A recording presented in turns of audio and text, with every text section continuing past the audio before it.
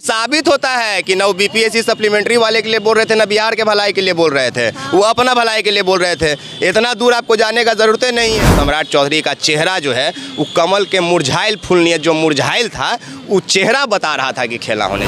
पगला बीजेपी वाला रहता है जो बोलता है कि रोजगार पकौड़ा तलने को मान। बिहार तब मान लीजिए कि जैसे वो परमानेंट मुख्यमंत्री खोज लिया है, 9 बार शपथ ग्रहण हुआ लेकिन मुख्यमंत्री वही। नमस्कार, स्वागत है आपको हमारे चैनल में। और 12 तारीख को फ्लोर टेस्ट होने वाला है, जिसको लेकर राजनीतिक गलियारों में भूचाल मचा हुआ है। कोई कह रहा है सरकार गिर जाएगा, तो कोई कह रहा है कि नहीं गिरेगा। इसी सब मुद्दा पे हमसे चर्चा करने के लिए विकास राज है, जो अपने बयानों को लेकर काफ़ी सुर्खियां बटोरता है। सबसे पहले हमारे चैनल में आपका बहुत बहुत स्वागत है। बहुत बहुत शुक्रिया आपका प्रतिभा जी। क्या लगता है कि फिर से एक बार बिहार में सरकार गिरेगी?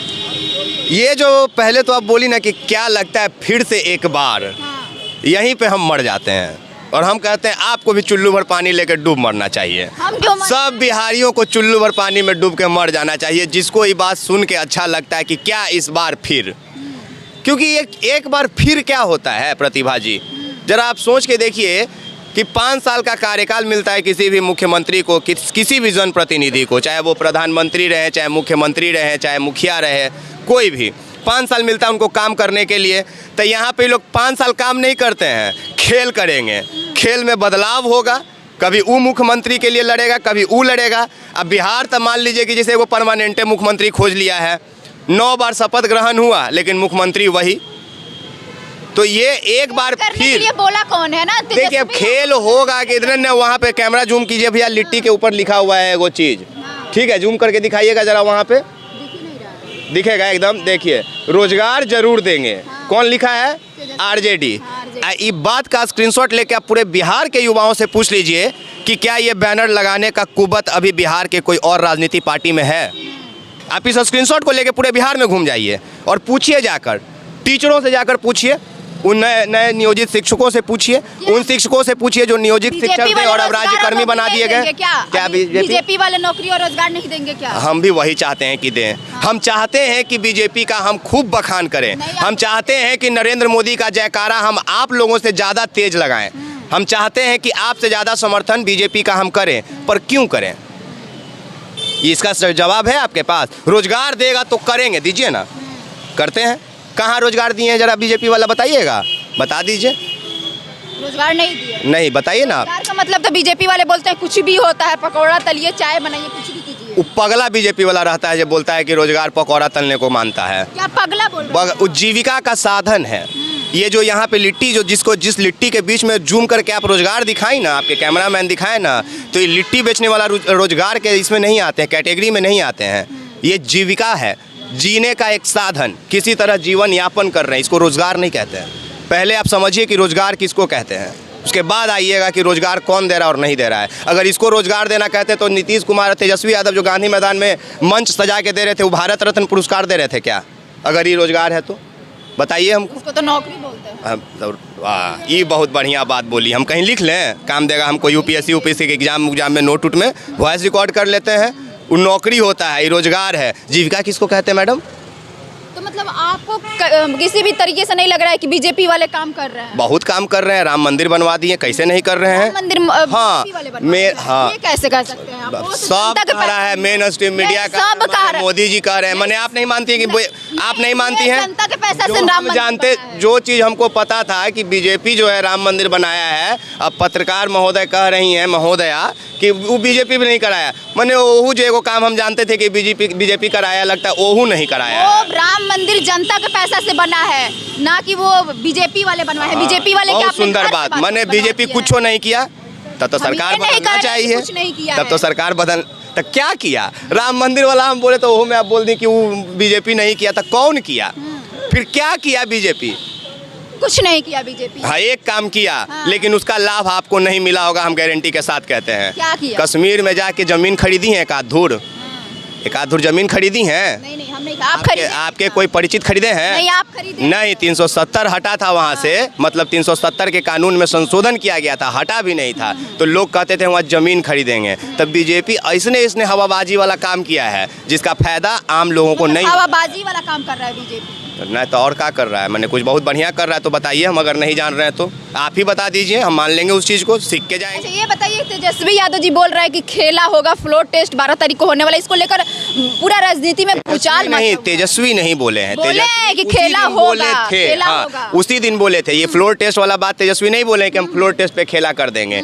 ये आकलन कई वरिष्ठ पत्रकार, कई समाज सेवी अपने ये वातावरण को देख के ये आकलन कर रहे हैं। जिस तरह से ललन सिंह जी मोदी जी से मिलने चले जाते हैं, ये नीतीश कुमार जी मोदी जी से मिलने जाते हैं, जिस तरह से कल कृष्ण मेमोरियल हॉल में सम्मान दिया गया नया मंत्री जो बने उन मंत्री महोदय को, और उसमें सम्राट चौधरी का चेहरा जो है वो कमल के मुरझाइल फूल नियत जो मुरझाइल था, वो चेहरा बता रहा था कि खेला होने जा रहा है। तेजस्वी नहीं बोल रहे थे। ये कैसे बोल रहे हैं कि मुरझाया हुआ चेहरा था? हम लोग नीतीश जी के चेहरा देख के बता दिए थे क्यों इस्तीफा देने जा रहे हैं, वो दे दिए थे। हाँ। राजनीति में हावे भाव बहुत कुछ बखान कर देता है। हाँ। किसके साथ आप मिल रही हैं तो हाथ मिला के कितना देर तक सेकंड कर रही हैं, कितना देर तक सामने वाला हाथ मिलाया तक कितना सेकंड बाद आपका हाथ निकल के आया हाथ मिलने के लिए, इस पे भी निर्भर करता है। आप चेहरा का बात करती हैं। अच्छा, फिर से एक बार सरकार अगर गिरती है तो बताइए इससे आने वाले, इसको ऐसे क्यों नहीं बोल रही हैं कि फिर से एक बिहार में एक नया सरकार बनेगा, बिहार के भविष्य का एक बार नया उदय होगा?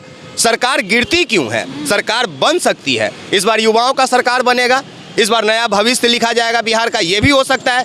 ये क्यों बोल रही हैं कि गिरेगा? बनेगा, इस बार बनेगा। हाँ बिल्कुल उसी तरह। इसका कैसे आप एक गिलास अगर आप ऐसा कैसे गारंटी ले सकते हैं कि गिरेगा? शायद इसलिए आप हमसे बहस कर रही हैं कि आपके स्कूल में आपके टीचर जो है वो एक गिलास दूध वाला एग्जाम्पल आपको नहीं दिए हैं कि अगर एक गिलास बहस नहीं बता रहे हैं, क्वेश्चन कर रहे हैं, सुन लीजिए तो बहस नहीं सुनिएगा तभी आंसर मिलेगा। ठीक है, जवाब समझने के लिए सुना जाता है, जवाब देने के लिए सुनिएगा तो नहीं समझ पाइएगा। एक वो गिलास होता है, उसमें आधा दूध होता है, आधा गिलास। कोई पूछता है कितना इसमें क्या है, तो कोई बोलता है आधा गिलास दूध है, कोई बोलता है कि आधा गिलास खाली है।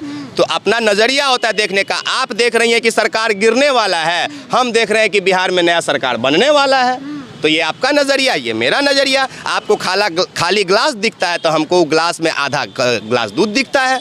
तो ये नज़रिया का बात है, इसमें हम आपसे बहस क्या करेंगे मैडम? असर पड़ेगा अगला चुनाव में और युवाओं पे, हमारे जो बिहार के युवा है? कुछ असर नहीं पड़ेगा। ये पड़ेगा कि जो टीचर कल तक नीतीश कुमार को वोट देते थे, वो टीचर अब नीतीश कुमार को वोट नहीं देंगे, क्योंकि वो अब कानून ला दिए, 3 को परीक्षा दीजिए, पास कीजिए तो टीचर रहिए, नहीं तो फेल हो जाइए, तब नौकरी खत्म। अभी यहाँ आने के बाद 15 मिनट पहले अपडेट आया कि अब 3 नहीं शायद 6 परीक्षा होगा।